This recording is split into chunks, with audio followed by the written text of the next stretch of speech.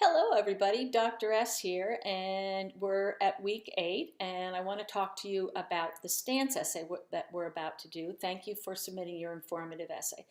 So what we're doing is you've got your topic and you did your personal essay and you gave us information about it, and now you're going to take a stance.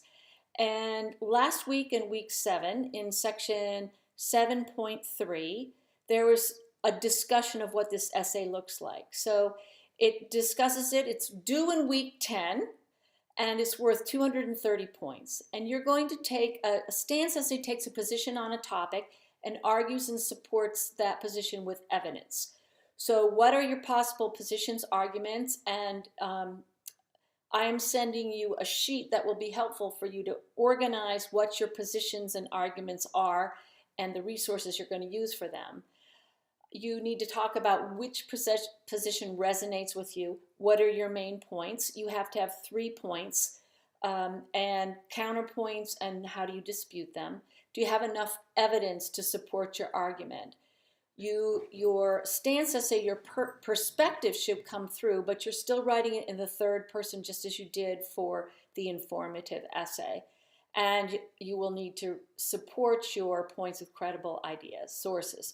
So as you can see, this entire section 7.3 really walks you through the how to do it, the structure, etc.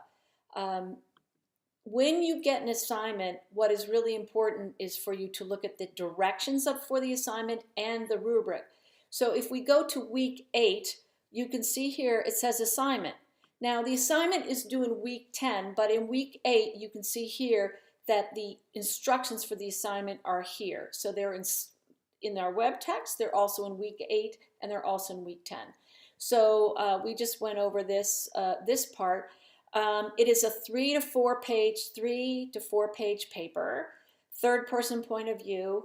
You have to have an introduction with a thesis statement with 3 points. Number 3 here, supporting body with 3 points. Your paragraphs need to be 5 to 7 sentences long, and each paragraph has to support each point of your thesis with relevant examples or statistics. Do you address the opinions or concerns that your audience might have? And then making sure that you paraphrase, quote, or summarize to avoid plagiarism.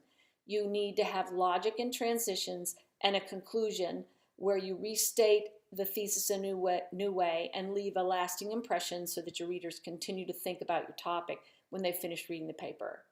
Obviously, grammar, mechanics, punctuation, and APA formatting are worth a big chunk of your paper. I believe it's 25%, so that's a lot. So it needs to be double space, Times New Roman 12 font, a cover page, in-text citations and references pages using the proper APA sourcing. And then the rubric is point of view, 10%, introduction and thesis, supporting paragraphs, transition and logic, conclusion, and grammar, mechanics, punctuation, APA formatting. Notice you can only get a 75% if you don't do well on category 6, so pay close attention to that. And finally, I want to show you that, yes, in week 10 where it's submitted, again, this is always what happens at Strayer. Where the assignment is submitted, there's an overview of the assignment, and then if you click on the submission button, up here, notice, ladies and gentlemen, is the view rubric. And this is where you see how your paper is graded. Please note that when I open up my gradebook, I see it in this exact order. So the order in which the rubric goes is typically the order in which your paper goes. So you need to make sure you have all of these things because I have to grade you on each section of this, as you know. All right, so in week 7, it shows you the structure, and you'll be writing your thesis and doing an outline. Notice introduction that always ends with this thesis statement.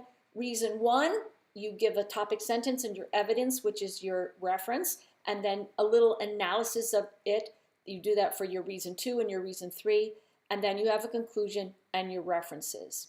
So what I'd like to do now is show you a model paper, and you can find this model paper under this little right up here, the model paper, and I'm going to open it up in a larger Word document here.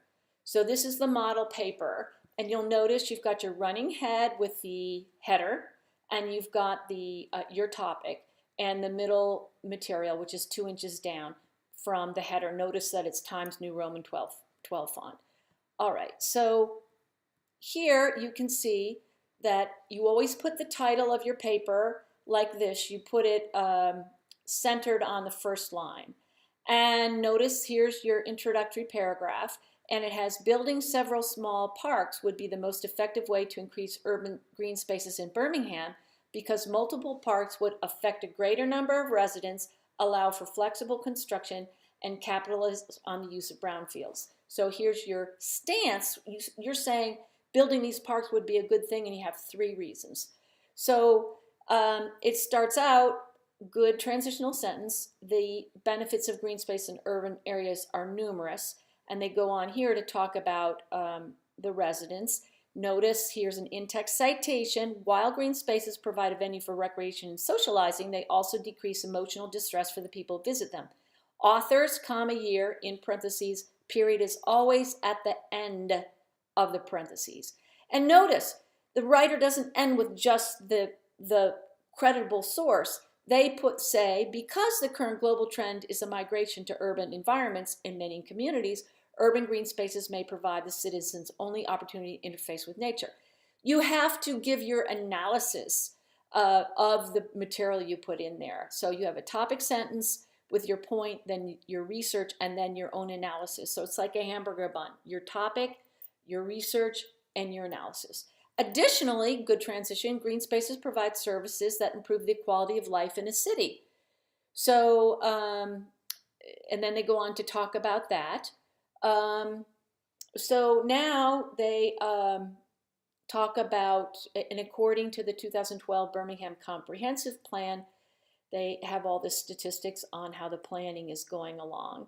And now, after they've discussed all of this first part, which is would affect a greater number of residents, 1, 2, 3 paragraphs on that, there they go on to say one reason constructing multiple small parks would be an effective approach to Birmingham's lack of green space, and that those parks would be in the proximity to many of the city's residents. So again, some more information about the residents. Okay, so then they go on to talk about another reason would be is the construction of these parks can be flexible. So they're moving into the next reason. And again, here's a signal phrase, a study performed in 2013 with the information here. So they're talking about the flexibility afforded by, and then they move into the third topic. This approach will capitalize on the use of brownfields. And they're discussed up here as well. The flexibility, they move in flexibility from flexibility to brownfields. And goes on, talks more about the plan. And then there is a final concluding paragraph. Reference page, alphabetical order, hanging indent. Notice retrieve from if you have a website. Some have a DOI number. And so that's what a model paper looks like. This week in the Post, you're going to be talking about a model paper. And so that will be really important for you to really dive into this one and see what it looks like so that you can use that, have that as a background for how you're going to formulate your own paper. We're coming to the end of the quarter, ladies and gentlemen, so please be certain to get in here and get going. It's going to go by really fast. So happy writing, and I wish you all the best.